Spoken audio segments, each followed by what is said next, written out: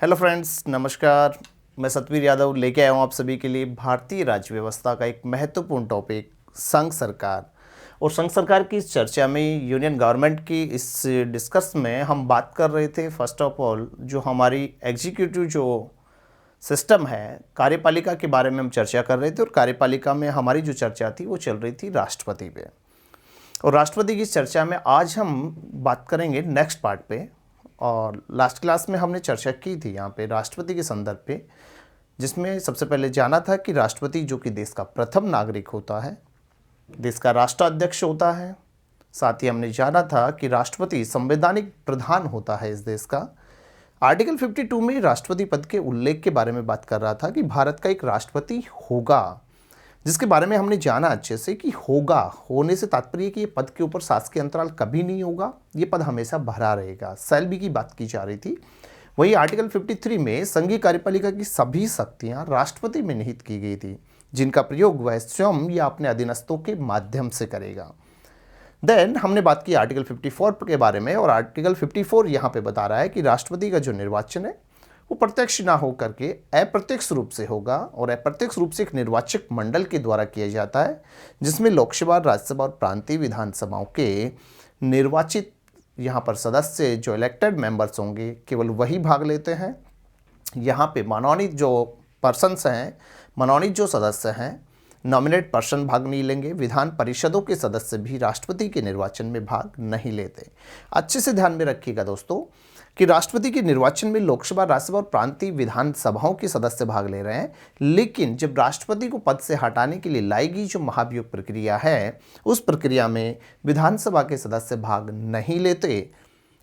जबकि राष्ट्रपति निर्वाचन में मनोनीत सदस्य भाग नहीं ले रहे हैं, लेकिन जब हम बात करेंगे महाभियोग के संदर्भ पे तो वहाँ पे मनोनीत और निर्वाचित सदस्य दोनों, लोकसभा राज्यसभा के मनोनीत निर्वाचित सदस्य भाग लेंगे। ठीक है, तो ये थोड़ा सा ध्यान में रखिएगा। तो हमने लास्ट क्लास में यहाँ तक बातें कर ली थी, 54 तक हम चर्चा कर चुके थे। तो चलिए आगे बढ़ते हैं आज और बात करते हैं आर्टिकल नेक्स्ट पे। और आज की हमारी जो चर्चा शुरुआत हो रही है आर्टिकल 55 से हम बात करते हैं।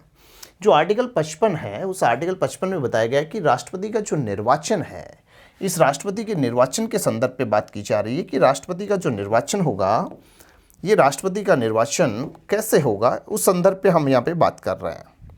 ठीक है दोस्तों।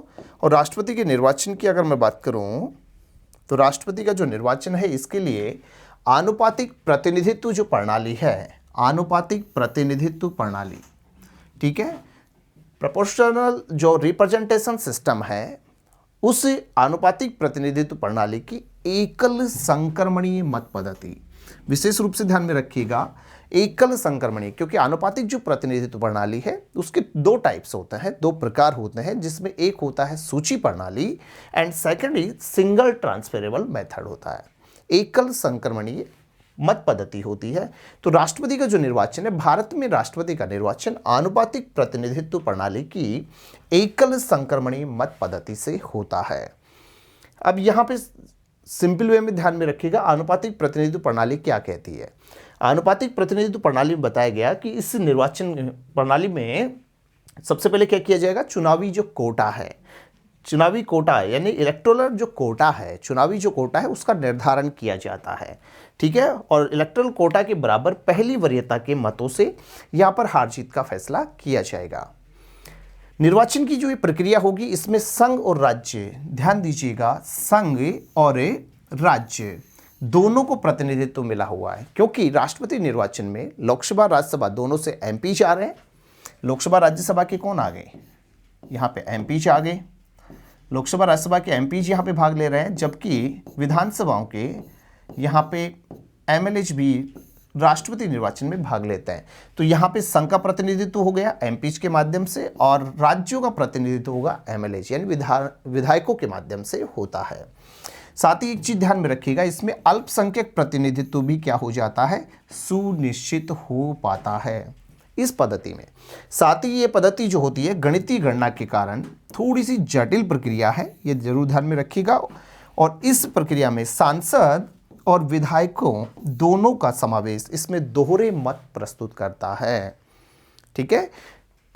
राष्ट्रपति का जो निर्वाचन है, निर्वाचन करते समय विशेष रूप से हमें ध्यान में रखना है, राष्ट्रपति का जो निर्वाचन होगा उसमें समरूपता और समतुल्यता, समरूपता की बात कर रहा है, इक्विवेलेंस की बात कर रहा है, साथ ही सिमिलरिटी की बात कर रहा है।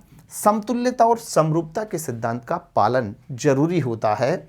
यहाँ पे समतुल्यता जो होगी, ये समतुल्यता निर्वाचित विधायकों के संदर्भ में होगी, समतुल्यता निर्वाचित विधायकों के संदर्भ पे, ठीक है ना। जो एमएलएज के लिए जो होता है, एमएलएज के लिए जो निकाला जाएगा, इसके लिए तो क्या होगा, समतुल्यता, एमएलएज के लिए समतुल्यता। जबकि जो एमपीज होते हैं, एमपीज के लिए यहाँ पर किसका निर्धारण होगा, समरूपता का पालन किया जाएगा। सिमिलरिटी की बात कर रहा है, समरूपता, तो समतुल्यता और समरूपता का पालन यहाँ पे किया जाएगा। एमएलएच के लिए समतुल्यता होगी और एमपीज के लिए समरूपता को अपनाया जा रहा है, निर्वाचित सांसदों के रूप में रखा गया है। इस विधि में अगर मैं बात करूं आनुपातिक प्रतिनिधित्व प्रणाली के अंदर, तो इस पद्धति के अंदर सबसे पहले क्या किया जाएगा, जो न्यूनतम जो कोटा है, मिनिमम जो कोटा होगा, उसका निर्धारण किया जाता है। अब अगर हम बात करें यहाँ पर मिनिमम कोटा क्या होता है, तो मिनिमम कोटा जो होता है, न्यूनतम जो कोटा होगा, निश्चित कोटा निकालने के लिए एक फॉर्मूला हमें यहाँ पे अपनाना होगा, जिसमें बताया गया कि डाले गए कुल वैध मतों की संख्या, विशेष रूप से ध्यान दीजिएगा, डाले गए कैसे मत होने चाहिए, वैध मतों की संख्या वो लेनी है। उसमें जो पद हैं हमारे निर्वाचित, जो पदों की संख्या है, पदों की संख्या से हमें क्या करना है, भाग देना है। कुल का धन 1 करेंगे, ठीक है ना, साथ में टोटल का धन हमें 1 करेंगे। डाले गए कुल वैध मतों की संख्या, सपोज दैट मान के चलिए कि डाले गए कुल वैध मतों की संख्या यदि 100 है, निर्वाचित पदों की बात करें तो 1 है, का धन 1 है, प्लस 1, यानी कि 1 और 1 हो गया 2, काटेंगे तो कितना हो गया, 50 हो गया। यानी कि हम सीधा सीधा कह सकते हैं निश्चित जो कोटा होता है राष्ट्रपति निर्वाचन में, वो होता है 50% + 1, यानी कि आधे से 1 ज़्यादा। यदि आधे से 1 ज़्यादा यदि मत किसी को प्राप्त हो रहे हैं, तो ऐसे में राष्ट्रपति वह जीता हुआ माना जाएगा। एक विशेष रूप से यहाँ पे बात ध्यान में रखिएगा, ये विधि जो होती है, इस विधि में विधायक और सांसदों का क्या निकाला जाएगा, वोट वैल्यू निकाला जाता है, मत मूल्य निकाला जाएगा, ठीक है ना। क्योंकि जो भाग ले रहा है सांसद और विधायक, जो इलेक्टेड मेंबर्स हैं, एमपी जो और एमएलए जितने हैं, उनका हम क्या निकालेंगे, मत मूल्य निकाला जाएगा। और मत मूल्य निकालने के लिए दोनों का मत मूल्य अलग अलग वे में निकलेगा। विधायक का मत मूल्य कैसे निकलेगा, तो उसके लिए यहाँ पर एक फॉर्मूला हमें ध्यान में रखना है, जिसके लिए संबंधित राज्य की क्या लेनी है, कुल जनसंख्या, संबंधित राज्य की कुल जनसंख्या, इसमें प्रांतीय विधानसभा सदस्य संख्या से हम भाग करेंगे। कुल को हमने भाग किया 1000 से, तो हमारे पास में एक विधायक का मत मूल्य आ जाएगा। अब यहाँ पे सबसे बड़ा सवाल है कि संबंधित राज्य की कुल जनसंख्या के लिए हम आधार क्या माने, एक विकट यहाँ पर समस्या। तो इसका निवारण करने के लिए राष्ट्रपति निर्वाचन में 1971 की जनगणना को हमने क्या मान लिया है, आधार वर्ष माना है, जिसके अनुसार जो सीटों का निर्धारण होगा, ये सीटों का निर्धारण फिक्स कर दिया गया था सन 2000 तक। प्रारंभिक स्थितियों में 1971 की जनगणना को राष्ट्रपति निर्वाचन में आधार वर्ष माना गया और 1971 जनगणना के अनुसार सीटों का निर्धारण कब तक के लिए था, सन 2000 तक।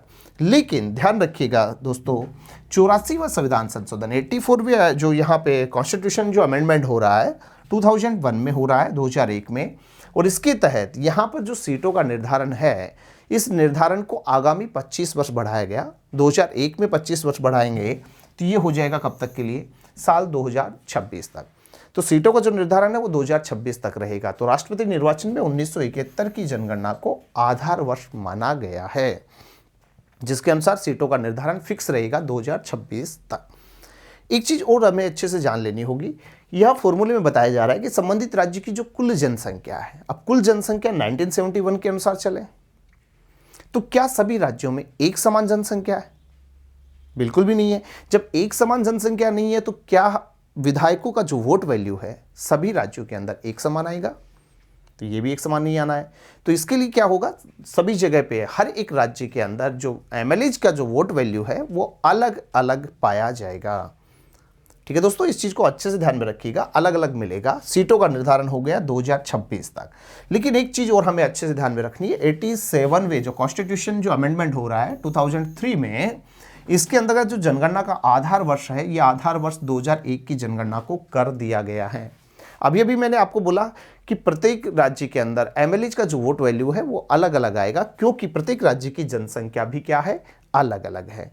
बस इसी के लिए ध्यान में रखिएगा। तो जहां पे जनसंख्या ज्यादा है उस राज्य के वोट वैल्यू भी क्या होगा, ज्यादा। जिस राज्य की जनसंख्या कम, वोट वैल्यू भी कम होना है। तो अगर यहाँ पे मैं बात करूँ तो सर्वाधिक जो एमएलए जो वोट वैल्यू होगा वो किसका है, यूपी का।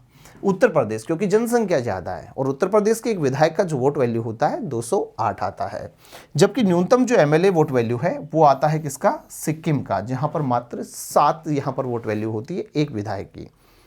अब हम समझ सकते हैं कि सिक्किम के अंदर एक विधायक का वोट वैल्यू 7 है। टोटल यहाँ पर बात करूँ तो 32 यहाँ पर विधायक आने हैं, राइट है। यानी 7 दूने 14 और 7 21 और 1 22, यानी कि सिक्किम के अंदर टोटल विधायकों का वोट वैल्यू 224, जबकि अकेले यूपी के एक विधायक का वोट वैल्यू 208। तो यहाँ पे क्या हो रहा है, अलग अलग डिफरेंस पैदा हो रहा है।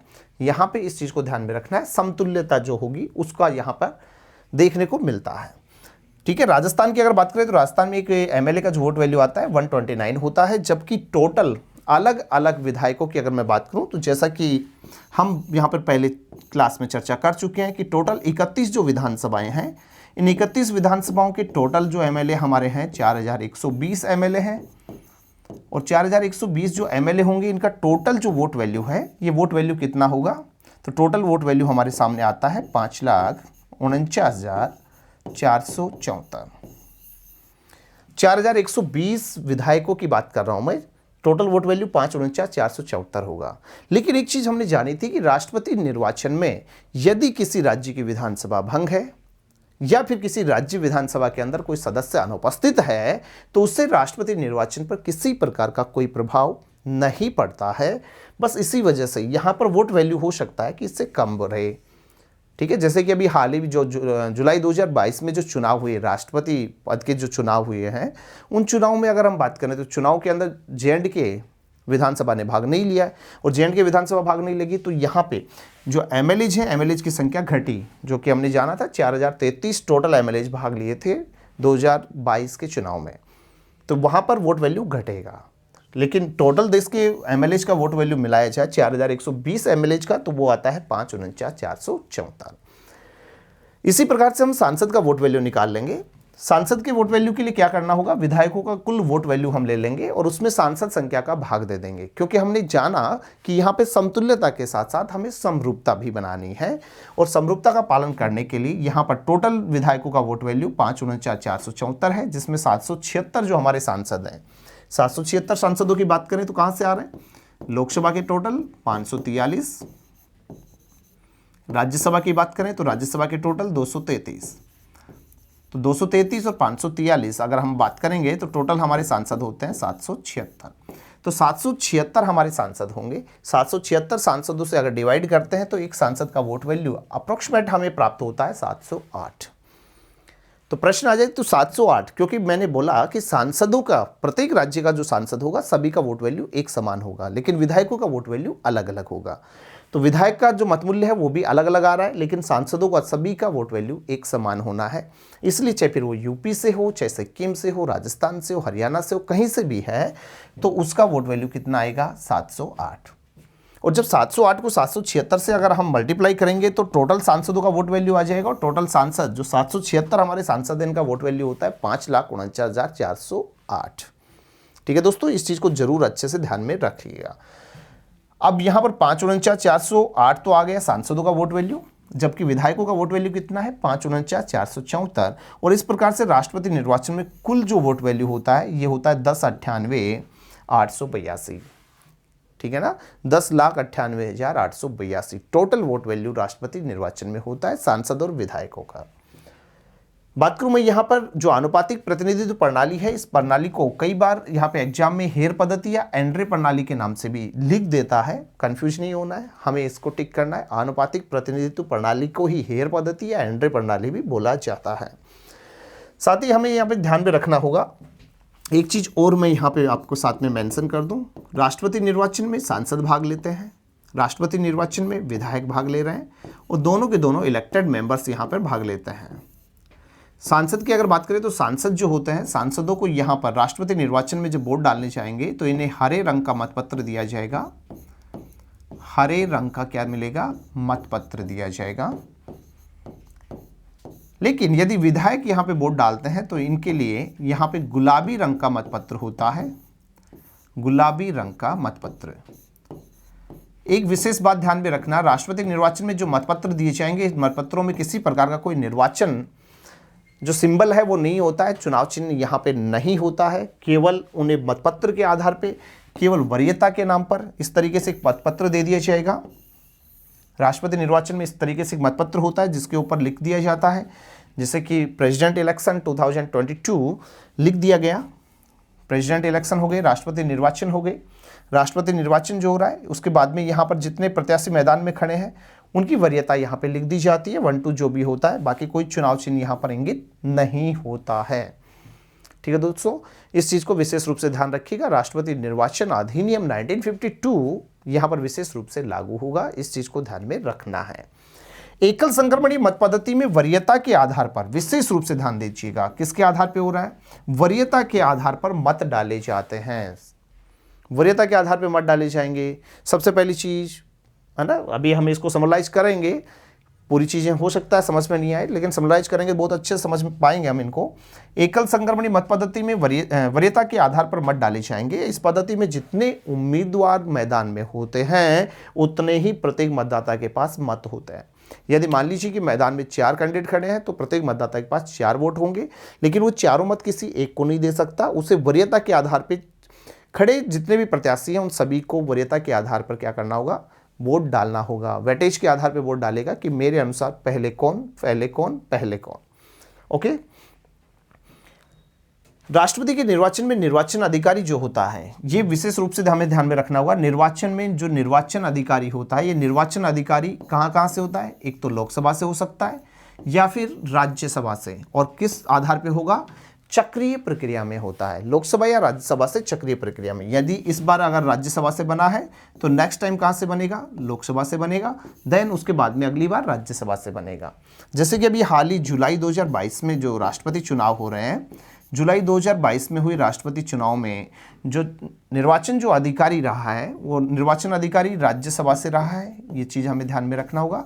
और निर्वाचन अधिकारी लोकसभा या राज्यसभा से कौन होता है? एक विशेष बिंदु ध्यान में रखिएगा, लोकसभा या राज्यसभा का महासचिव होता है। लोकसभा या राज्यसभा में एकमात्र जो प्रशासनिक अधिकारी होता है वो महासचिव होता है। तो लोकसभा या राज्यसभा से महासचिव चक्रीय प्रक्रिया में होगा। इस बार कहाँ से है? इस बार ये है राज्यसभा से रहे हैं, और राज्यसभा से जो निर्वाचन अधिकारी रहे राज्यसभा महासचिव, जिनका नाम है मिस्टर PC मोदी जी, प्रमोद चंद मोदी जी। ठीक है दोस्तों, तो PC मोदी जी निर्वाचन अधिकारी रहे हैं। तो कंफर्म है कि नेक्स्ट जो राष्ट्रपति निर्वाचन होगा उसमें लोकसभा के महासचिव चुनाव अधिकारी के रूप में आने वाले हैं। अभी लेटेस्ट राज्यसभा से रहे हैं। एक चीज और ध्यान में रखिएगा, राष्ट्रपति का जो निर्वाचन है ये कौन करवाएगा? निर्वाचन आयोग करवाएगा, इलेक्शन कमीशन करवाएगा। ठीक है ना, तो चुनाव इलेक्शन कमीशन करवाता है। चुनाव की तारीख जो होती है वो भी कहीं ना कहीं इलेक्शन कमीशन यहाँ पर निर्धारित करता है। विशेष बिंदु जो हमें ध्यान में रखना है राष्ट्रपति निर्वाचन के लिए, तो राष्ट्रपति निर्वाचन के लिए एक चीज़ हमें और अच्छे से जान लेनी होगी। राष्ट्रपति निर्वाचन के लिए मैं बता दूं आपको कि राष्ट्रपति का जो निर्वाचन होता है, निर्वाचन की जो अधिसूचना है ये सरकार जारी करेगी, और अधिसूचना जो आती है राष्ट्रपति निर्वाचन के लिए, तो निर्वाचन जो होगा ये मूलतः 18 तारीख को होता है। ठीक है, राष्ट्रपति निर्वाचन 17 to 18 जुलाई को होता है, 17 से 18 जुलाई के बीच में होगा। 21 जुलाई को इसका रिजल्ट आ जाएगा।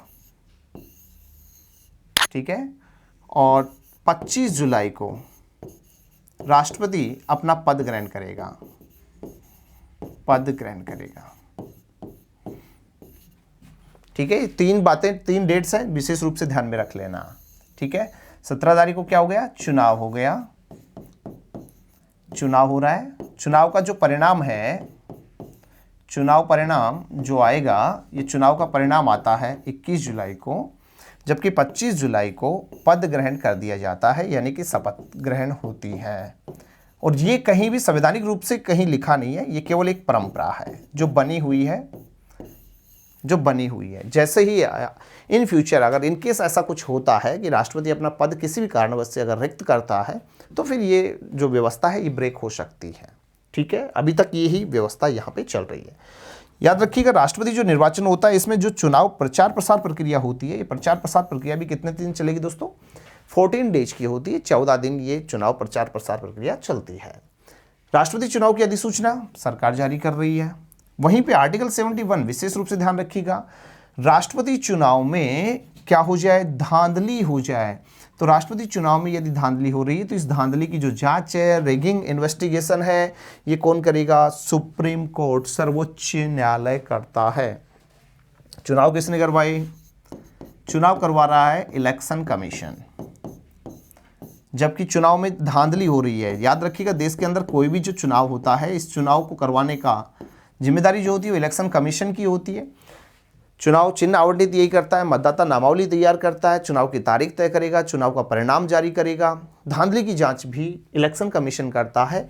लेकिन याद रखिएगा आर्टिकल 71 विशेष रूप से यहाँ पर पावर देता है यहाँ पर सुप्रीम कोर्ट को, जिसके लिए राष्ट्रपति और उपराष्ट्रपति, प्रेसिडेंट एंड वाइस प्रेसिडेंट जो होंगे, इनकी चुनाव में किसी भी प्रकार की अगर धांधली होती है तो इस धांधली की जांच सुप्रीम कोर्ट करता है, सर्वोच्च न्यायालय करता है। ठीक है दोस्तों, इस चीज़ को विशेष रूप से ध्यान में रखिएगा। यहाँ पे हम बात करें 1969 में राष्ट्रपति वीवी गिरी का जो चुनाव हुआ था ये द्वितीय चक्र की मतगणना से हुआ था। द्वितीय चक्र की मतगणना से भारत में राष्ट्रपति बने हैं वीवी गिरी जी। क्लियर ये बात?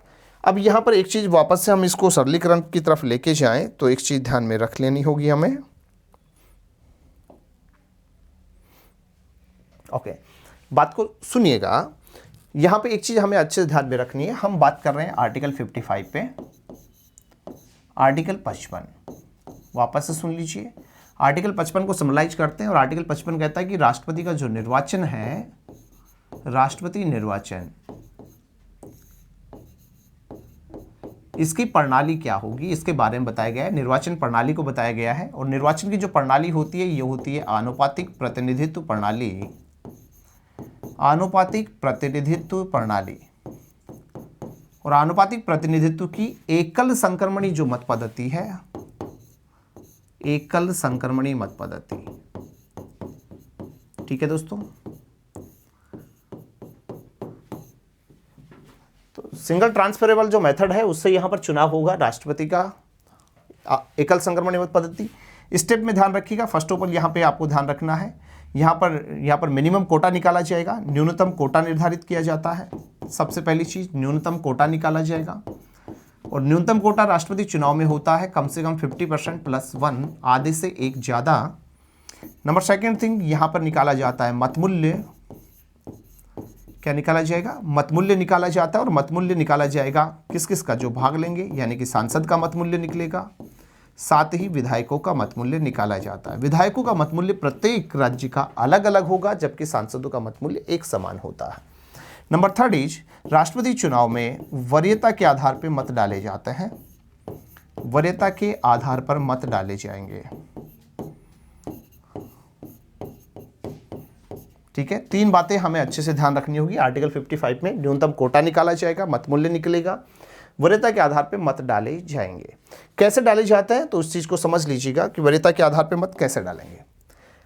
मान के चलिए राष्ट्रपति जो निर्वाचन है, राष्ट्रपति निर्वाचन में जैसे कि कैंडिडेट खड़े हैं हमारे सामने 1, 2, 3 और 4 कैंडिडेट चुनाव मैदान में खड़े हैं, तो वरीयता के आधार पर कैसे होगा? तो इस विधि में मैंने बताया आपको कि जितने प्रत्याशी चुनाव मैदान में खड़े हैं प्रत्येक मतदाता के पास उतने ही मत होते हैं, प्रत्येक मतदाता के पास उतने ही मत होंगे। कैंडिडेट यदि 4 हैं तो प्रत्येक जो मतदाता होगा उसके पास में 4 वोट होंगे, जो कि अपने पसंदीदा उम्मीदवार को ये क्या करेंगे? अपना मत देंगे। सपोज देन एक जो कैंडिडेट है वो जा रहा है, उसने फर्स्ट को वरीयता दी, एक ने बी को दी, एक ने सी को, एक ने डी को। तो यानी एक व्यक्ति है जिसने 4 वोट डाले हैं, जो चाहता है कि ए बने, ए नहीं तो बी, बी नहीं तो सी, सी नहीं तो डी बने। इस तरीके से ये वोट डाले जा रहे हैं। मान लीजिए कि इसी तरीके से वोटों की गिनती हो रही है।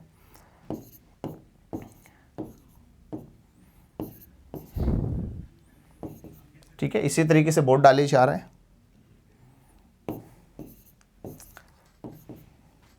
इस तरीके से यहां पर क्या होगा? हर एक प्रत्याशी जाएगा, वोट डालेगा। अब इसमें सबसे पहले जो प्रथम वरीयता है उस प्रथम वरीयता को देखा जाएगा दोस्तों।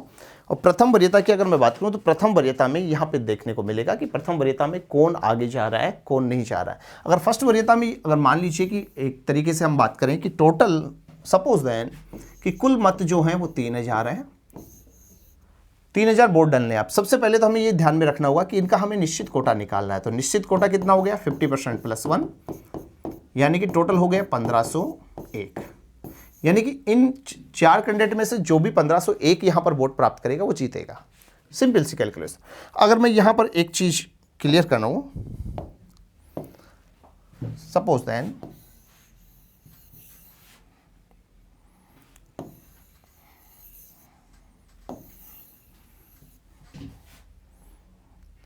सपोज देन मान लेते हैं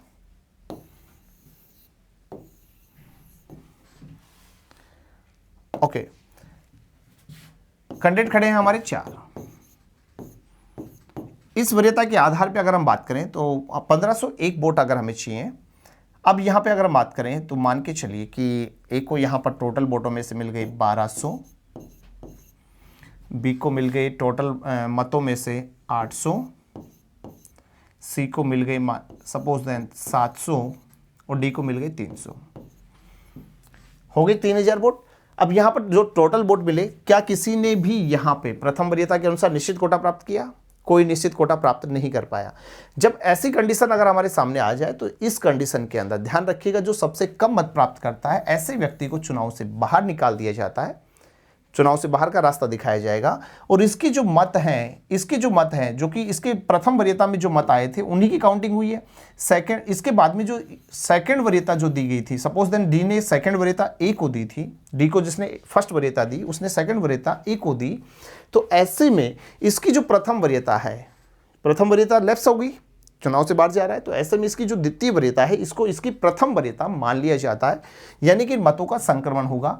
सपोज देन यहाँ पर जो मतों का संक्रमण हो रहा है, इनमें से 300 जो वोट हैं उनमें से 200 मत ए को आ जाते हैं, 50 मत होते हैं बी को चले जाते हैं और बाकी के 50 मत होते हैं सी को चले जाते हैं। अब यहाँ पे काउंटिंग करें तो टोटल आते हैं 1400, ये हो गए 850, ये हो गए 750, लेकिन अभी भी हार जीत का फैसला नहीं हो पाया।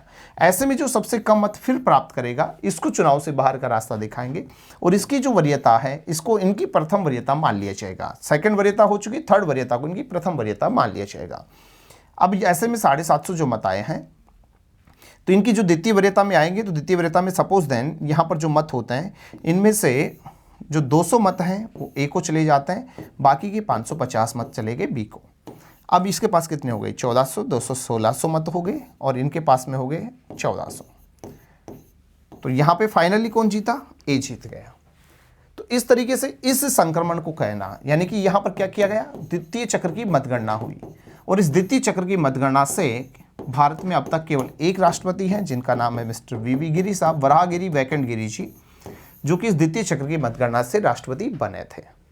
ठीक है दोस्तों, तो ये जरूर हमें अच्छे से ध्यान में रखना होगा। तो वापस से देख लीजिएगा, 1969 में राष्ट्रपति वीवी गिरी का जो चुनाव है द्वितीय चक्र की मतगणना से ही हुआ था। क्लियर? चलिए आगे बढ़ते हैं, बात करते हैं आर्टिकल 56। और आर्टिकल 56 में बताया गया राष्ट्रपति का कार्यकाल, टेनर की बात कर रहा है। और राष्ट्रपति का जो कार्यकाल है पद ग्रहण से 5 वर्ष होता है। ठीक है, पद ग्रहण से 5 वर्ष होगा। कोई भी नवनिर्वाचित राष्ट्रपति होगा उसका कार्यकाल कभी भी शेष समय नहीं, संपूर्ण समयावधि के लिए वो बनता है, 5 वर्ष के लिए बनता है।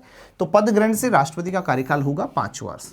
लेकिन समय से पूर्व यदि क्या हो जाए, पद से हटा दिया जाए या हटाया जाए, तो हटाने के लिए फर्स्ट ऑफ ऑल अगर उसकी मृत्यु हो जाए पद से हटेगा। सेकेंड थिंग, त्यागपत्र दे दे।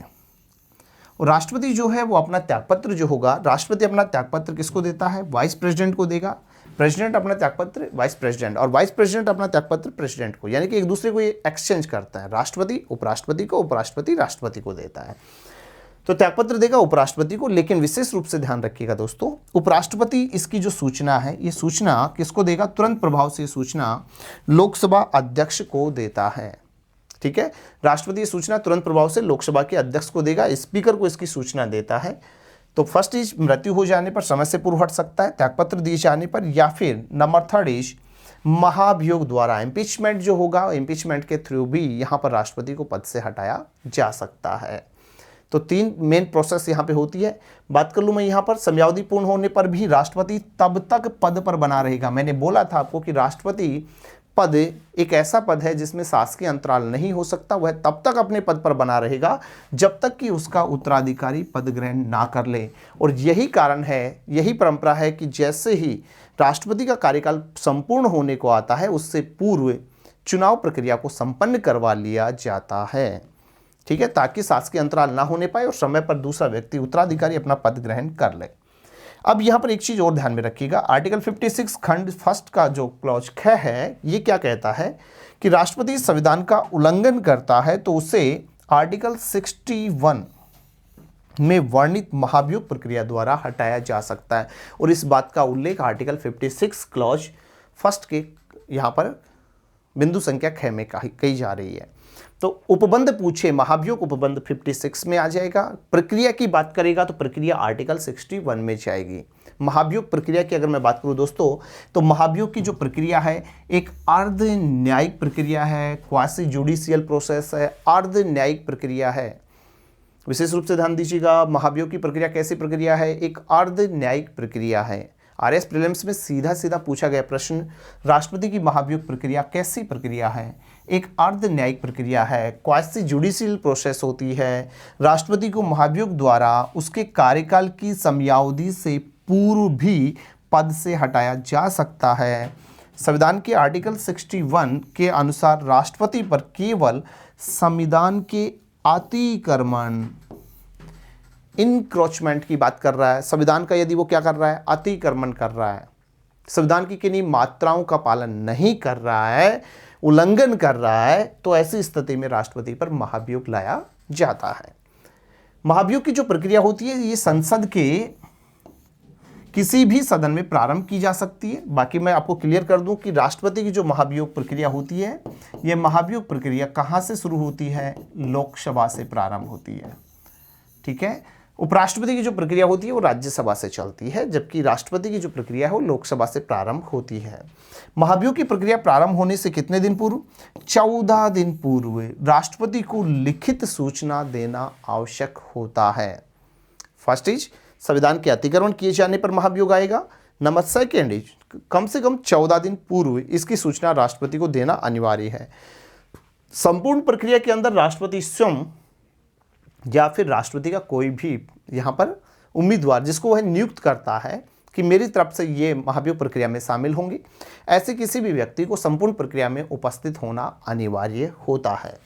याद रखिएगा दोस्तों, महाभियोग की प्रक्रिया जिस सदन में शुरू की जा रही है उस सदन के कम से कम कितने, 1/4 1/4 सदस्यों को महाभियोग प्रस्ताव पर क्या करना होगा, सबसे पहले हस्ताक्षर आवश्यक होते हैं कि हाँ इन्होंने संविधान की मात्राओं का उल्लंघन किया है, संविधान का अतिक्रमण किया है, और कम से कम इसके लिए 1/4 सदस्य, 1/4 सदस्य क्या करेंगे, प्रस्ताव पर हस्ताक्षर। यदि संसद का वह सदन जिसने राष्ट्रपति के विरुद्ध महाभियोग का प्रस्ताव लाया उसी के सदस्य, कितने सदस्य, 2/3 बहुमत से यदि महाभियोग का संकल्प जो है ये संकल्प क्या हो जाता है, पारित कर दिया जाता है, तो इसके बाद दूसरे सदन में ये प्रस्ताव जाएगा जहां उन आरोपों की क्या की जाएगी, जांच। अच्छे से ध्यान रखिएगा दोस्तों, महाभियोग की जो प्रक्रिया है, राष्ट्रपति की जो महाभियोग प्रक्रिया है, महाभियोग की जो प्रक्रिया है संविधान के अतिक्रमण पे आएगी। 14 दिन पूर्व सूचना राष्ट्रपति को यहाँ पे लाई जाएगी। महाभियोग की प्रक्रिया लाई कहाँ जाएगी, तो संसद में लाई जाती है। संसद के सदन होते हैं 2, एक सदन का नाम है लोकसभा और दूसरे सदन का नाम है राज्यसभा। तो ये प्रक्रिया या तो लोकसभा में लाई जाएगी या फिर राज्यसभा में, ठीक है। अब यहाँ पर विशेष रूप से लोकसभा में लाई जाएगी, यानी लोकसभा क्या करेगी, संविधान के अतिक्रमण किए जाने का आरोप लगाएगी और राज्यसभा इस आरोप की क्या करेगा, जांच करेगा। अब तक की जो बातें हैं उसमें ये बातें कही जा रही हैं। अब लोकसभा में आरोप लगाने के लिए सबसे पहले क्या किया जा रहा है, मूलतः 3 स्टेप में ये प्रक्रिया चल रही है। फर्स्ट थिंग, सबसे पहले क्या किया जाएगा, 1/4 सदस्य क्या लेके आएंगे, संकल्प लेके आएंगे, 1/4 सदस्य संकल्प लेके आएंगे। इस संकल्प को जो पारित किया जाएगा, पारित करेंगे कितने सदस्य, 2/3 सदस्य पारित करेंगे। पारित करके दूसरे सदन में भेजा, वहाँ पे आरोप की जांच होगी जो प्रथम सदन द्वारा लगाए गए, और इसके लिए भारत के मुख्य न्यायाधीश की अध्यक्षता में एक समिति भी गठित की जाती है जो आरोपों की क्या करेगी, जांच करेगी कि इन्होंने संविधान की किन मात्राओं का उल्लंघन किया है। ठीक है। दूसरे सदन में समिति जांच में राष्ट्रपति के विरुद्ध लगाए गए आरोपों के क्या हो जाने पर, सिद्ध हो जाने और सदन द्वारा अपने कुल बहुमत के 2/3 बहुमत से महाभियोग के प्रस्ताव को यदि पारित कर लिया जाए तो उसी तिथि से राष्ट्रपति अपने पद से हटा हुआ माना जाता है। ठीक है। इस संपूर्ण प्रक्रिया में राष्ट्रपति स्वयं या उसका प्रतिनिधि उपस्थित होकर अपना स्पष्टीकरण दे सकता है। तो ध्यान में रख लेना, वापस से मैं यहाँ पे आ रहा हूँ। फर्स्ट ऑफ ऑल संकल्प लिया जा रहा है, सदन में लाया जा रहा है, आरोप लग रहा है, यहाँ पे 1/4 सदस्य संकल्प लेके आएंगे, इसको पारित करेंगे, 2/3 सदस्य इसको पारित करेंगे, दूसरे सदन में भेजेंगे। दूसरे सदन में यहाँ पर मुख्य न्यायाधीश की अध्यक्षता में समिति गठित होगी, जांच करेगी, जांच में पाया गया सिद्ध कदाचार है तो ऐसी स्थिति में दूसरा सदन भी क्या करेगा, 2/3 बहुमत से उसे पारित करेगा और देन मानी जाती है महाभियोग। और जैसे ही दूसरे सदन से पारित होगा राष्ट्रपति पद से हटा हुआ माना जाएगा। तो मूल रूप से ये जो महाभियोग प्रक्रिया 3 स्टेप्स में चल रही है। संकल्प को पारित किया जाएगा, दोनों सदनों से पारित होने पर राष्ट्रपति पद से हटा हुआ माना जाएगा। याद रखिएगा दोस्तों, संसद के लोकसभा और राज्यसभा दोनों सदनों में आ रहा है, एक सदन आरोप, दूसरा सदन जांच कर रहा है, इसीलिए इस प्रक्रिया को हमने अर्ध न्यायिक प्रक्रिया बोला है। अर्ध न्यायिक प्रक्रिया है। ठीक है। राष्ट्रपति की प्रक्रिया एक अर्ध न्यायिक प्रक्रिया होती है। लेकिन याद रखिएगा, भारत में अभी तक किसी भी राष्ट्रपति को महाभियोग से हटाया नहीं गया है। आज तक किसी को भी इस प्रक्रिया से नहीं हटाया गया है दोस्तों। क्लियर है। नेक्स्ट अगर मैं आगे बढ़ूं आर्टिकल 57 की तरफ, और आर्टिकल 57 कहता है राष्ट्रपति का जो पुनर्निर्वाचन है, री इलेक्शन की बात कर रहा है कि एक बार राष्ट्रपति बनने के बाद में क्या वो दोबारा से बन सकता है। तो याद रखिएगा दोस्तों, बिल्कुल बन सकता है। 1 बार, 2 बार, 5 बार, जितनी बार चाहे वो बन सकता है, कितनी भी बार बन सकता है। संविधान इस मामले पर मौन है, कहीं पर भी ऐसा नहीं कहा गया है कि वह 1 बार या 2 बार बनेगा, वो कितनी भी बार बन सकता है। संविधान इस मामले पर मौन है। लेकिन परंपरा अनुसार अगर मैं बात करूं तो कितनी बार बनता है, सिर्फ 2 बार बनता है, क्योंकि राष्ट्रपति का जो पद है हमने अमेरिका से अपनाया है, निर्वाचन की प्रोसेस भी अमेरिका से आ रही है। और ऐसी स्थिति में इस चीज़ को ध्यान में रख लेना होगा कि अमेरिका में राष्ट्रपति सिर्फ 2 बार बनता है और अमेरिकी राष्ट्रपति का कार्यकाल भी 4 वर्ष का ही होता है। भारत में राष्ट्रपति 5 वर्ष के लिए आता है। क्लियर है दोस्तों। अमेरिकी राष्ट्रपति 20 जुलाई को यहाँ पर क्या करता है, पद ग्रहण करता है। भारत में 25 जुलाई को पद ग्रहण करता है। ओके दोस्तों, चलिए नेक्स्ट आगे बढ़ते हैं और बात करते हैं आर्टिकल 58 के बारे में, जहाँ पे बोला जा रहा है राष्ट्रपति पद की योग्यता के बारे में। पोस्ट क्वालिफिकेशन की बात कर रहा है, क्या क्या क्वालिफिकेशन होनी चाहिए। फर्स्ट थिंग, भारतीय नागरिक होना चाहिए। सेकेंड इज कम से कम 35 वर्ष की आयु क्या कर चुका होगा, पूर्ण कर चुका होना चाहिए। पागल दिवालिया नहीं होना चाहिए, लाभ के पद पर नहीं होना चाहिए, और यदि है तो पद रिक्त करना होगा। किसी आपराधिक प्रवृत्ति में, क्रिमिनल जो टेंडेंसी है उसमें लिप्त नहीं होना चाहिए। साथ ही विशेष बिंदु, लोकसभा सदस्य बनने की योग्यता रखता हो, ऐसा व्यक्ति क्या बन सकता है, राष्ट्रपति बन सकता है, राष्ट्रपति उम्मीदवार हो सकता है। बात करें पद की जो शर्तें हैं, टर्म्स ऑफ ऑफिस की बात कर रहा है। संसद के किसी सदन या विधानमंडल की किसी सदन का सदस्य नहीं होना चाहिए। विशेष रूप से ये पद की शर्तों में ध्यान में रखिएगा। साथ ही जो प्रोपोजर होंगे ये 50 होंगे राष्ट्रपति निर्वाचन में। अनुमोदक जो होते हैं, परमिशिव वो जो होते हैं वो 50 होते हैं, यानी कि प्रस्तावक और अनुमोदकों की संख्या 50-50 होती है। जमानत राशि की बात करें तो राष्ट्रपति चुनाव के लिए जमानत राशि 15,000 होती है। लेकिन यदि कोई प्रत्याशी, डाले गए जो कुल वैध मत हैं, इन कुल वैध मतों का 1/6 भाग मत, कितना, 1/6 भाग मत यदि प्राप्त ना कर पाए तो ऐसे में आरबीआई क्या करता है, इस राशि को जब्त कर लेता है। तो राष्ट्रपति चुनाव में जमानत राशि को जब्त कौन करेगा, आरबीआई करता है, रिजर्व बैंक ऑफ इंडिया करता है।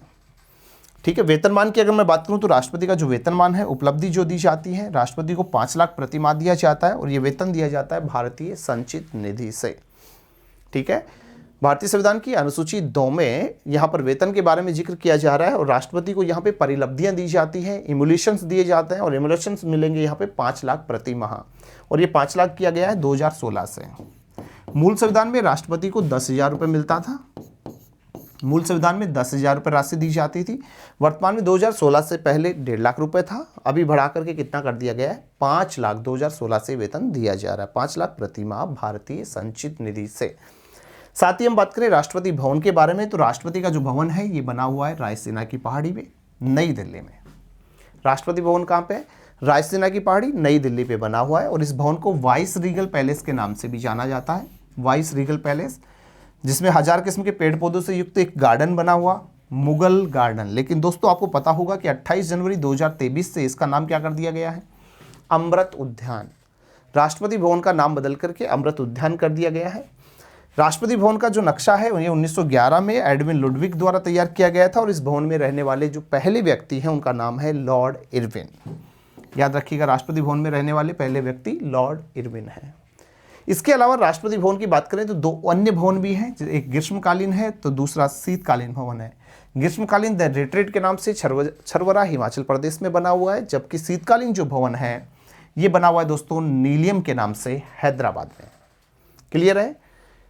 इसके बाद में अगर मैं बात करूं आर्टिकल 60 में, तो आर्टिकल 60 में बताया गया है राष्ट्रपति की शपथ औथ के बारे में, और राष्ट्रपति को जो शपथ है भारत का कौन दिलाएगा, मुख्य न्यायाधीश। भारत का मुख्य न्यायाधीश CJI संविधान के परिरक्षण, संरक्षण, प्रतिरक्षण, प्रिजर्व, प्रोटेक्ट एंड डिफेंड और जन कल्याण की शपथ दिलाता है। 3 बातें विशेष रूप से ध्यान रखिएगा, प्रिजर्व, प्रोटेक्ट एंड डिफेंड, परिरक्षण, संरक्षण और प्रतिरक्षण की शपथ दिलाता है। एंड बात करें नेक्स्ट आर्टिकल 62 के बारे में, तो आर्टिकल 62 में बताया जा रहा है राष्ट्रपति पद की रिक्ति, पोस्ट वैकेंसी की बात कर रहा है कि किसी भी कारणवश से, कारण कुछ भी हो सकता है, मृत्यु हो सकती है, त्यागपत्र हो सकता है, महाभियोग हो सकता है, बीमारी, राजकीय अवकाश, स्वैच्छिक अवकाश या विदेश भ्रमण जैसे कारणों से यदि राष्ट्रपति पद क्या हो जाता है, रिक्त हो जाए या फिर कार्यकाल समयावधि पूर्ण हो जाए, तो ऐसी इन सभी स्थितियों में, अभी चुनाव नहीं हो पाए, ऐसी स्थितियों के अंदर पद को संभालना होगा, तो ऐसी स्थिति में पद कौन संभालेगा, तो उपराष्ट्रपति क्या करेगा, इस पद की रिक्त होने पर, है ना, उपराष्ट्रपति आएगा, राष्ट्रपति की अनुपस्थिति में उपराष्ट्रपति, और उपराष्ट्रपति पद भी यदि रिक्त है तो ऐसे में भारत का मुख्य न्यायाधीश राष्ट्रपति कृत्यों का निर्वहन करता है, पद का पालन करता है, कार्यवाहक राष्ट्रपति की भूमिका निभाता है। तो आर्टिकल 62 में कार्यवाहक राष्ट्रपति के बारे में बात कर रहा है, और कार्यवाहक राष्ट्रपति के रूप में इस पद पर अधिकतम 6 माह तक पद की रिक्ति को भरा जाता है। कितने माह तक रहा जा सकता है, 6 माह तक इस पद पर रह सकता है। ठीक है। और इस समय जो भी कार्य किए जाएंगे वो संवैधानिक रूप से क्या होंगे, मान्य होते हैं, और इस दौरान पदासीन जो व्यक्ति होता है उसको राष्ट्रपति के समान क्या दी जाएंगी, शक्तियां दी जाएंगी, और वेतन भत्ते भी तय होते हैं। विशेष रूप से ध्यान में रखिएगा, ऐसी स्थिति बनी है 1969 में जब राष्ट्रपति डॉक्टर जाकिर हुसैन साहब की क्या हो गई थी, मृत्यु हो गई थी। उपराष्ट्रपति वीवी गिरी ने अपने पद से त्यागपत्र दे दिया था, तो CJI M हिदायतुल्लाह साहब ने कार्यवाहक राष्ट्रपति के रूप में पद ग्रहण किया था। ये वाकया आज तक इतिहास में एक बार हुआ है, लेकिन दोस्तों बड़ी सोचनीय बात है, 1969 में यहाँ पर जाकिर हुसैन साहब की मृत्यु होती है, यहाँ पर उपराष्ट्रपति वीवी गिरी जी अपने पद से त्यागपत्र देते हैं, जबकि हमने जाना, अभी अभी बात की हमने कि राष्ट्रपति अपना त्यागपत्र उपराष्ट्रपति को देता है और उपराष्ट्रपति अपना त्यागपत्र राष्ट्रपति को देता है, लेकिन राष्ट्रपति की मृत्यु हो चुकी है, उपराष्ट्रपति यहाँ पे है, अब वो अपना त्यागपत्र किसे देंगे।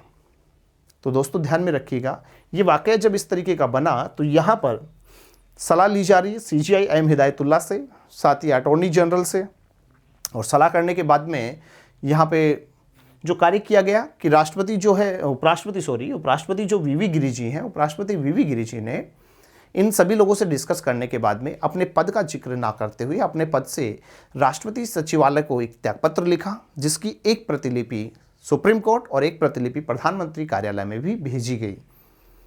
ठीक है। और उसके बाद में राष्ट्रपति सचिवालय के अंतर्गत राष्ट्रपति कार्यवाहक राष्ट्रपति की भूमिका निभा रहे वीवी गिरी ने इस त्यागपत्र को स्वीकार किया और अपना पद रिक्त कर दिया। और जब दोनों पद रिक्त हुए तो ऐसे में CJI M हिदायतुल्लाह, क्योंकि मैं आपसे बात कर चुका हूं कि राष्ट्रपति की अनुपस्थिति में उपराष्ट्रपति, और उपराष्ट्रपति भी ना हो तो सर्वोच्च न्यायालय का मुख्य न्यायाधीश राष्ट्रपति कृत्यों का निर्वहन करता है।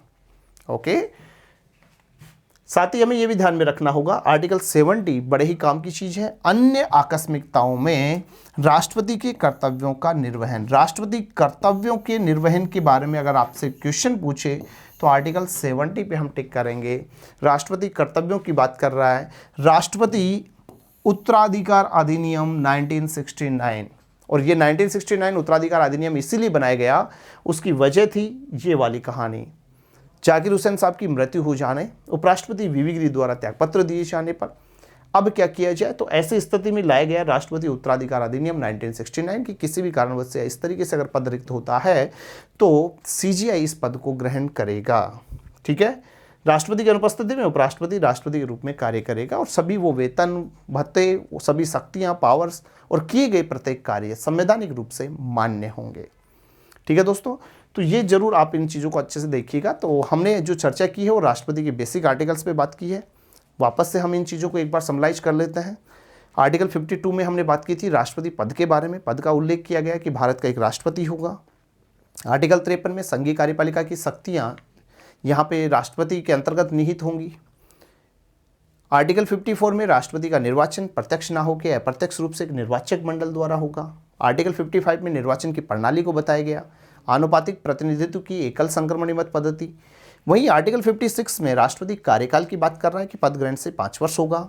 वहीं आर्टिकल 57 में पुनर्निर्वाचन की बात कर रहा है कि कितनी भी बार किया जा सकता है। 58 में पद की योग्यताएं बताएगी। वहीं आर्टिकल 59 में पद की शर्तें बताई जा रही हैं। पद की शर्तों में संसद या विधानमंडल का सदस्य नहीं होगा, प्रस्तावक 50, अनुमोदक 50 और जमानत राशि 15,000। लेकिन यदि कुल डाले गए वैध मतों का 1/6 मत प्राप्त ना हो किसी उम्मीदवार को तो जमानत राशि आरबीआई जब्त कर लेगा। साथ ही हमने ये भी जाना आर्टिकल 60 में कि राष्ट्रपति को शपथ जो है ये सीजीआई दिलाएगा, भारत का मुख्य न्यायाधीश दिलाता है। ठीक है, वहीं पे हमने बात की है अभी, जैसे कि अगर मैं बात करूं सीजीआई जुलाई 2022 में जो चुनाव हुए हैं, जुलाई 2022 में राष्ट्रपति द्रौपदी मुर्मू जी को जो शपथ है ये एनवी रमना जी ने दिलाई थी। याद रखिएगा दोस्तों, N V Ramana, CJI N V Ramana साहब ने शपथ दिलाई थी द्रौपदी मुर्मू जी को। आर्टिकल 61 में राष्ट्रपति की महाभियोग प्रक्रिया को बताया जा रहा है। वहीं आर्टिकल 62 में पद की रिक्ति के संदर्भ में बात कर रहा है। पद रिक्त हो तो तुरंत प्रभाव से इस पद के अंतराल को भरा जाएगा। कार्यवाहक राष्ट्रपति के रूप में उपराष्ट्रपति या फिर सर्वोच्च न्यायालय का मुख्य न्यायाधीश अपनी भूमिका निभाएगा। जबकि 70 के अंदर कर्तव्यों के निर्वहन की बात कर रहा है। किसी भी कारणवश से पद रिक्त हो तो ऐसे में कर्तव्यों का जो निर्वहन है उसके लिए राष्ट्रपति उत्तराधिकार अधिनियम 1969 कहता है कि राष्ट्रपति नहीं है तो उपराष्ट्रपति इस पद को क्या करेगा, ग्रहण करेगा और संपूर्ण शक्तियों का उपभोग करेगा, वेतन भी वही प्राप्त करेगा। क्लियर है दोस्तों, तो ये बात हुई बेसिक जो बातें हैं राष्ट्रपति के बारे में आर्टिकल 52 से 62 एंड आर्टिकल 70 के संदर्भ पे। फिर मुलाकात करते हैं आप सभी से एक नए टॉपिक के साथ में। तो तब तक के लिए नमस्कार।